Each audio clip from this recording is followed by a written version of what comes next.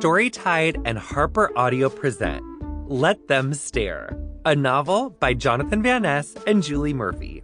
This is Jonathan Van Ness.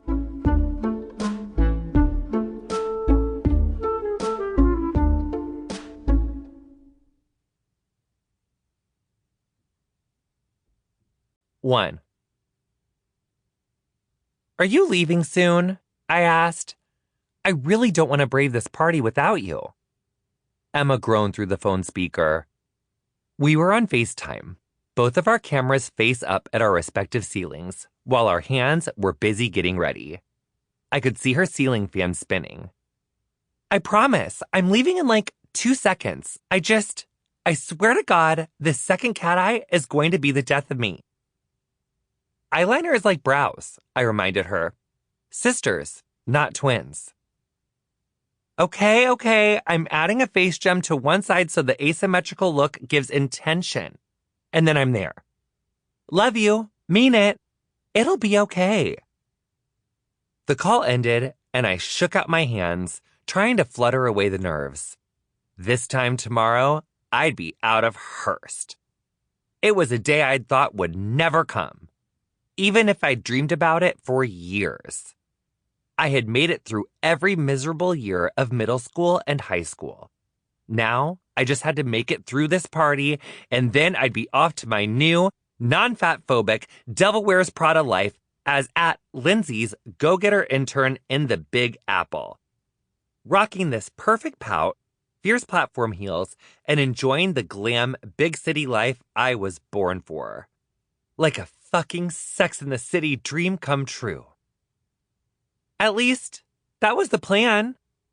I'd talked such a big game for the last few years that I had barely stopped to let myself wonder what it might mean to fail. Or to arrive in New York City and hate it. To go all the way there only to have to come back to Hearst because I just couldn't hack it anywhere else. That was the stuff of my nightmares. I adjusted my makeshift vanity, made of 2 IKEA nightstands and a polished piece of wood from one of my dad's job sites. The summer before 10th grade, Mom had temporarily turned my bedroom into her campaign office, and I'd taken over the basement. It was cooler than the rest of the house, and it was spacious and private. There wasn't much natural light, but I liked to think of it as my recharge den from the hostile rays of the summer sun, and from the hostile denizens of Hearst. Like Ursula's underwater lair, but with less seaweed and more lava lamps and unusual knickknacks from yesterday's today. The greatest thrift store in a 100-mile radius, and my former place of employment as of, dramatically checks watch, a few hours ago. Up until, well, today, my makeup collection had been mostly showcased in glimpses. In the basement, I could do whatever I wanted. Overnight hangs with my besties, Emma and Guy, were safe. So were weekends in Pittsburgh, to scope out pop-up vintage shops for work and skim off the major finds for my own online resale side hustle. Even though I had safe spaces, makeup was not for school. And definitely not for family gatherings.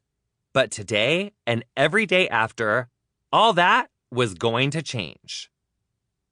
I trailed my fingers over the lipsticks in my makeup drawer, selecting Ruby Woo. If I had to grimace through ham and egg salad sliders with my extended family, then it would be wearing my favorite lipstick. Please and thank you. I was leaving tomorrow, and I wanted everyone to remember these perfect red lips kissing them goodbye. As I finished up my makeup, Mom's kitten heels clacked against the linoleum kitchen floor above me. The sounds growing louder and more insistent with each pass. That whole quote about Ginger Rogers doing everything backward and in heels, that was Eleanor.